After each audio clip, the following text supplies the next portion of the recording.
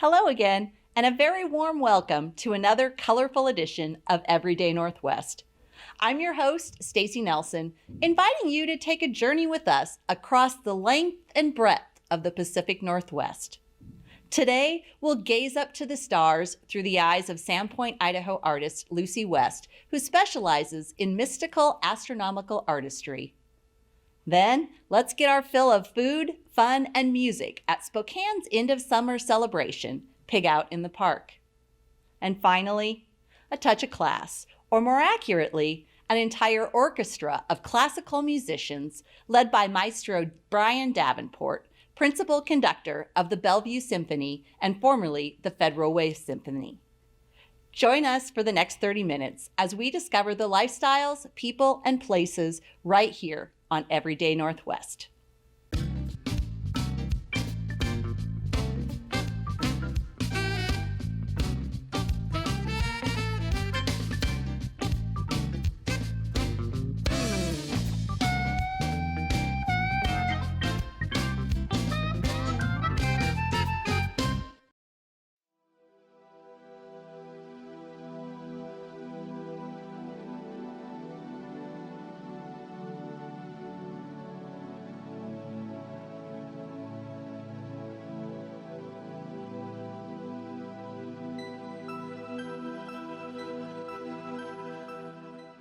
I grew up in Frankfort, Kentucky, and even as a very little child, I was always interested in art, always trying to make art.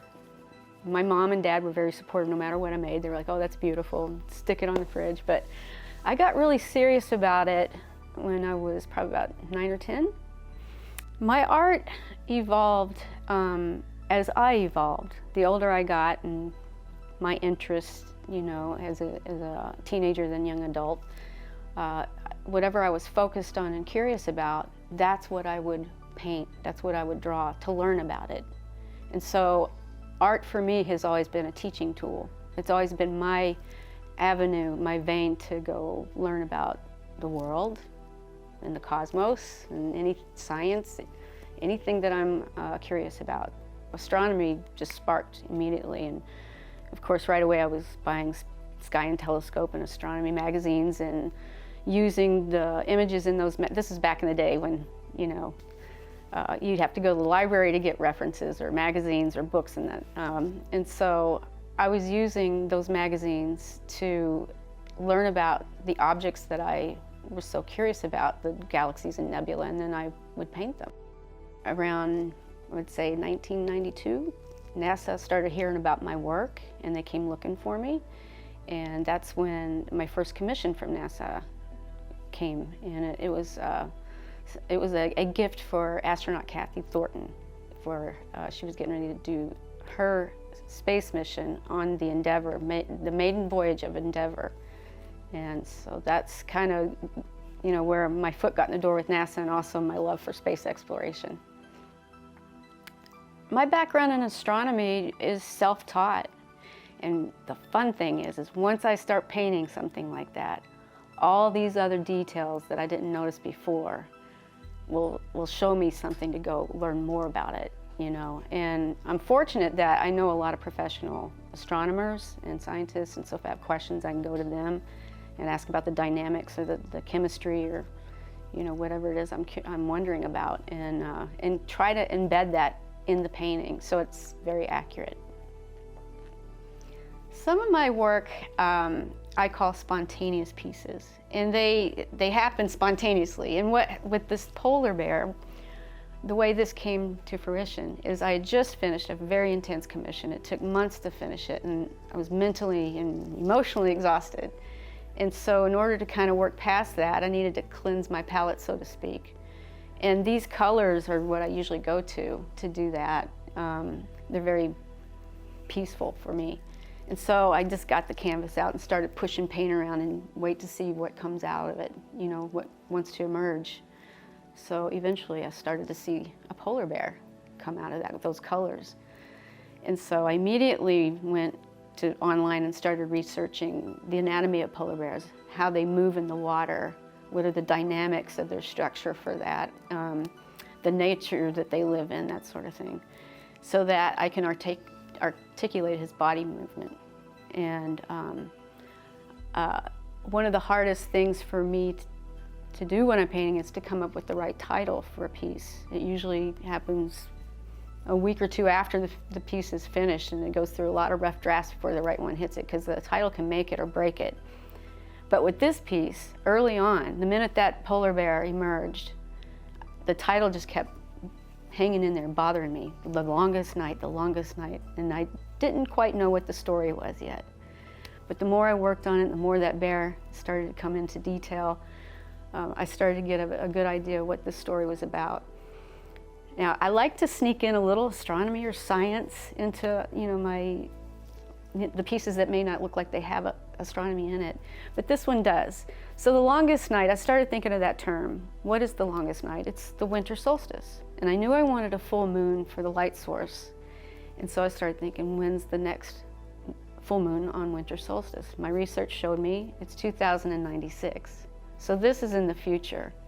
And the longest night title it can be a couple of things. It could be a metaphor for what these creatures are going through, and what will their environment be like in 2096, So it could also just be that it's the longest night because it's the winter solstice and he's swimming, by the moonlight. But, I like the fact that his face shows a lot of resolve. Like he's gonna make it, he's prepared for whatever he's up against. And so that's the story behind The Longest Night. I titled this painting Momentum because what's happening in this scene is a lot of momentum. This painting is depicting the Drake equation and the Fermi paradox all on one canvas. So the Drake equation theorizes how many habitable worlds are out there that could support life. And so we see in the middle here the creation of all that possibility and all these worlds being created. I call them the Drake worlds. And over on this dark side is communicating the Fermi paradox, which contradicts the Drake equation by saying, well, if there are so many worlds out there, why haven't we found them? But if you notice, I've allowed the possibility for life to penetrate that darkness, because I do believe that there is some type of life out in the cosmos. I recently went through a long period of an artistic block, and during periods like that, what I like to do to kind of work out of it is just keep trying new things. And in that process, I started working with metallic paints. And so this is my new body of work. This is all metallic paints. And it's got glass chunks embedded in it. It's got crystals embedded in it. And I wanted to work with texture and also theme, because while I'm working through this block, I'm trying to find my own piece, trying to get past it. And so this particular piece here was one of the first ones that I worked with the metallic paints. And I titled it The Ripples of Seeking Peace, because when it was done, that's exactly what it gave me. It helped me break free of this block. The next one was this one. Of course, it's a galaxy, and it's called Stars, Dust, and Dark Matter, which is, if you look up the definition for galaxy, that's what it's going to say. And so I tried to kind of emulate all the chemical composition and stuff that makes up, a galaxy, and that's what the texture is all about. The Bond and Balance is this one. This is one of my latest pieces. And this one was especially special to me because while I was painting it, I was focusing on a yin-yang balance. And in the process, about halfway through, the epiphany happened. The name, the Bond and Balance, that is what you need to have that balance, the bond between yin and yang, the bond between, two opposing forces that create one whole good thing. My husband has architecture in his background, and he's the one that designed this magical place for us. And in 2012, we found this property.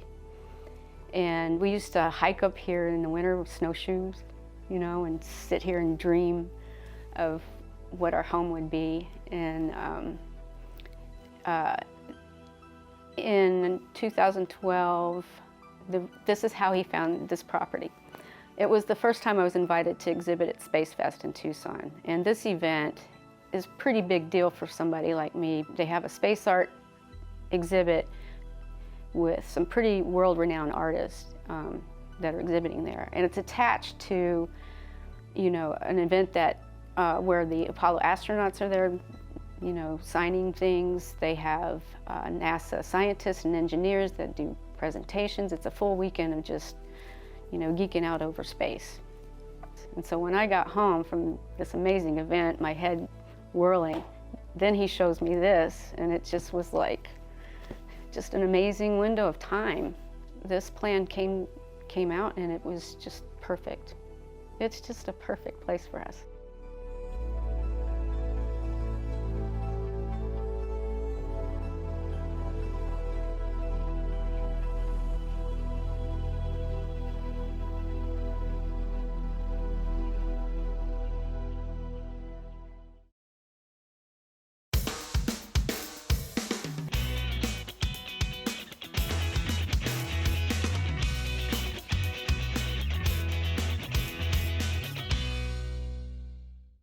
Hey, Everyday Northwest, I'm Bill Burke, the organizer of Pig Out in the Park. We're back. Come on down and see us here, Pig Out in the Park.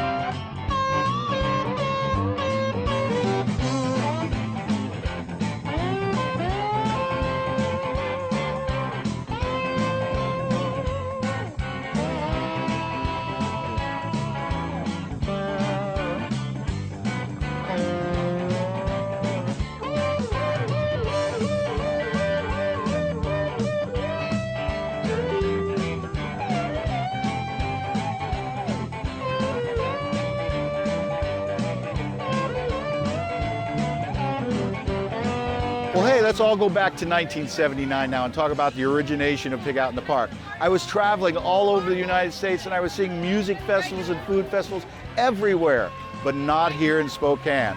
So I approached the city of Spokane, working with the Downtown Association. We found a neat formula that we could bring right here to Riverfront Park so we could have our own free music festival and a whole lot of food for people to enjoy. You know, people tell me all the time how much they love Pig Out in the Park, and they've been coming here for 41 years, and we'd like to thank everybody for doing that, okay?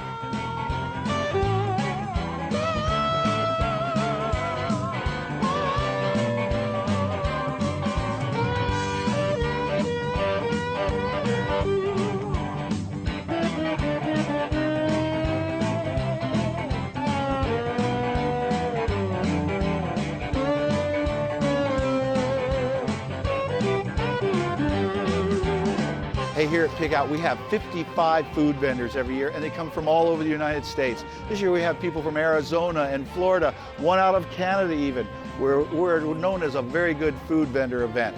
We have 250 menu items for everybody to choose from. Admission here at Pig Out is free.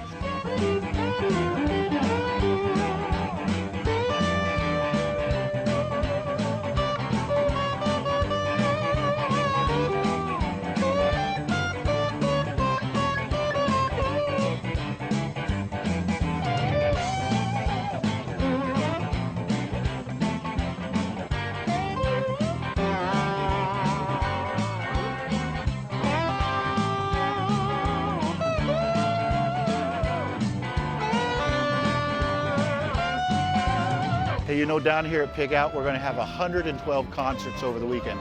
Every kind of music you'd like to hear, we have here. Whether it be Heart by Heart or Tom Petty Show, we've had Scott Stapp from Creed. We've been very lucky to draw great entertainment here for you guys, and it's always presented free here at Pig Out in the Park.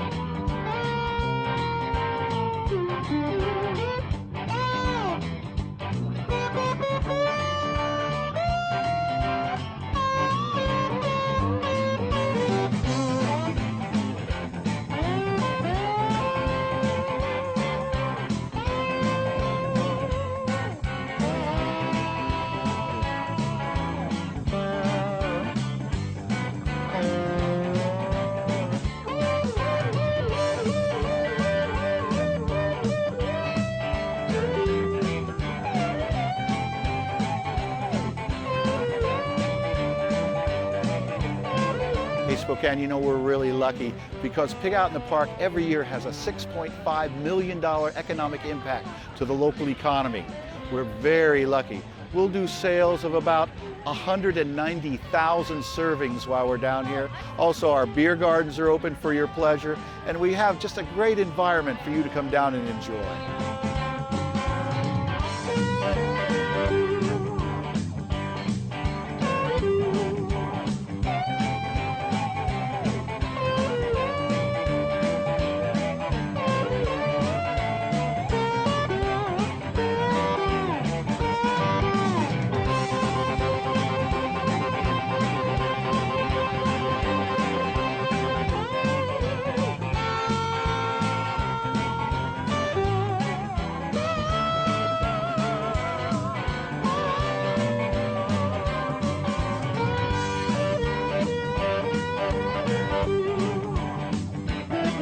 We've been doing this for 41 years, and some of my most memorable moments have been seeing the families down here and how much they're enjoying themselves. I have little kids run up to me and hug me and thank me for putting on Pig Out. It's truly a very rewarding job.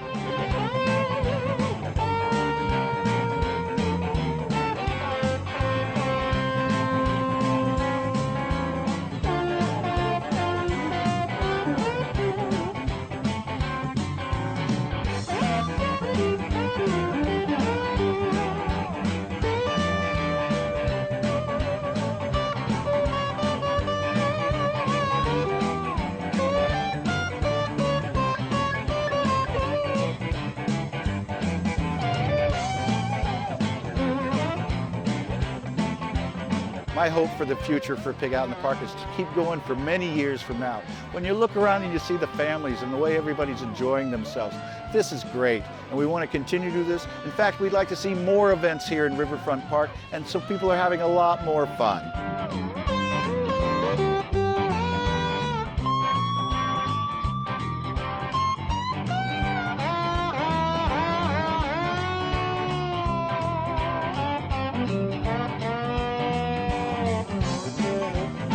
You know, we've always had a slogan down here, you'll never eat it all at Pig Out in the Park.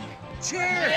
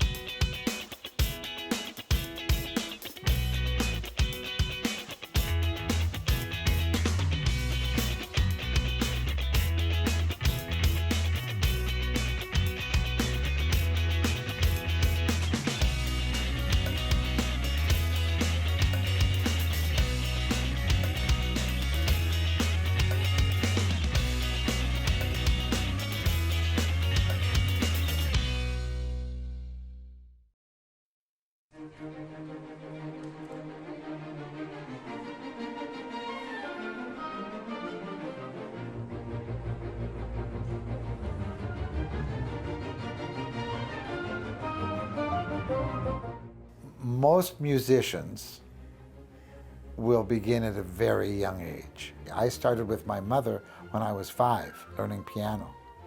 She was an organist in the church, and she would teach me how to play the hymns and whatnot. She put me with a piano teacher in Spokane, Hans Moldenhauer. And I studied with him till we left Spokane and I came to Seattle. And I was in high school in Seattle and I was in the choral program. Then I went to Harvard University for 6 years, and I was a music major as an undergraduate, and then I had a master's. And after that, after that experience, I came to a fork in the road, and I was in Paris for 3 years, very intensive.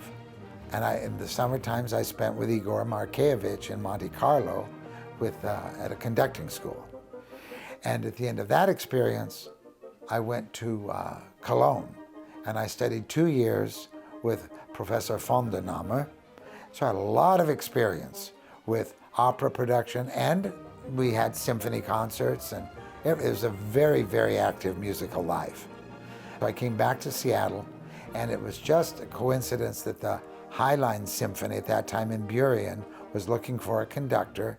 They had been in existence for about 8 or 10 years, and there was a vacancy, and they asked me to take it on, and I did. I started in 1980, and I was with them for 40 years, and we continually grew it and added to it, and we moved it to Federal Way and renamed it the Federal Way Symphony, and then the Federal Way built their Performing Arts Center, and the budgets increased, and it reached a point where it was a fully professional orchestra doing 3 and 4 concerts a year, concert series.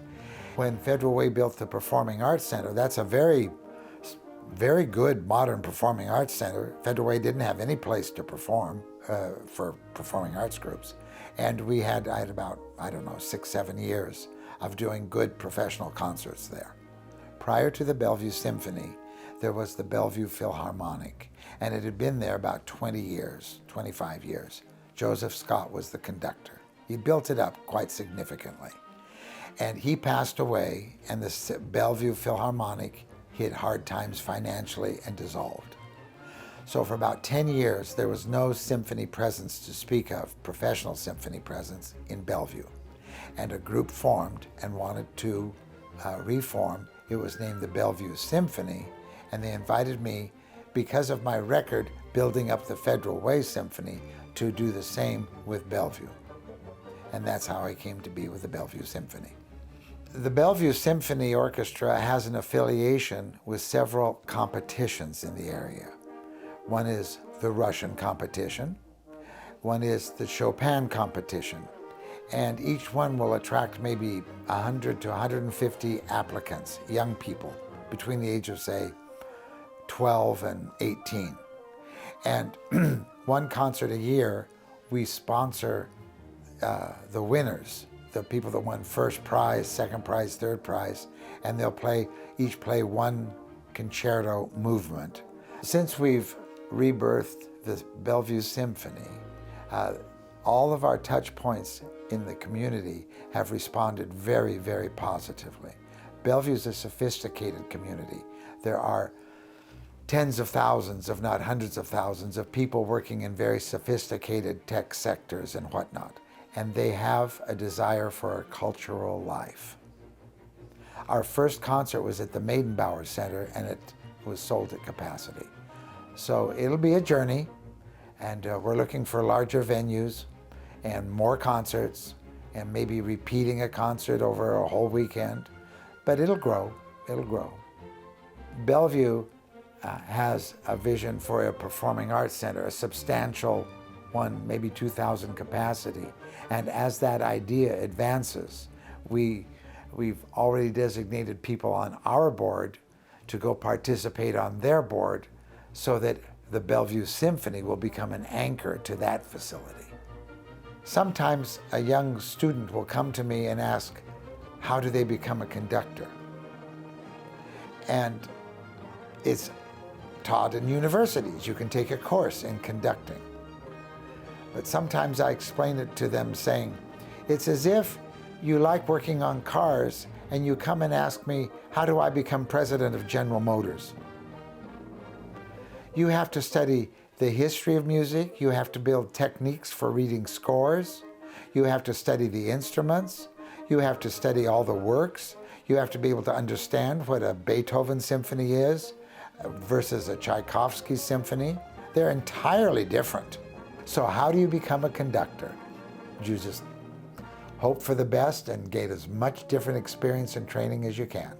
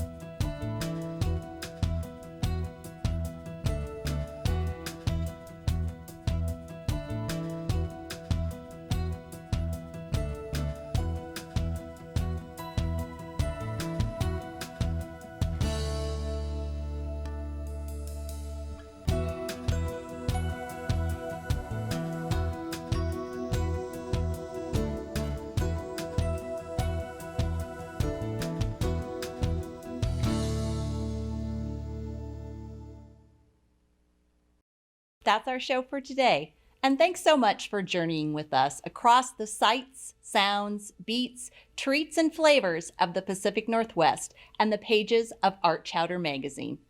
We look forward to taking you on another exciting adventure with us right here on Everyday Northwest. See you soon.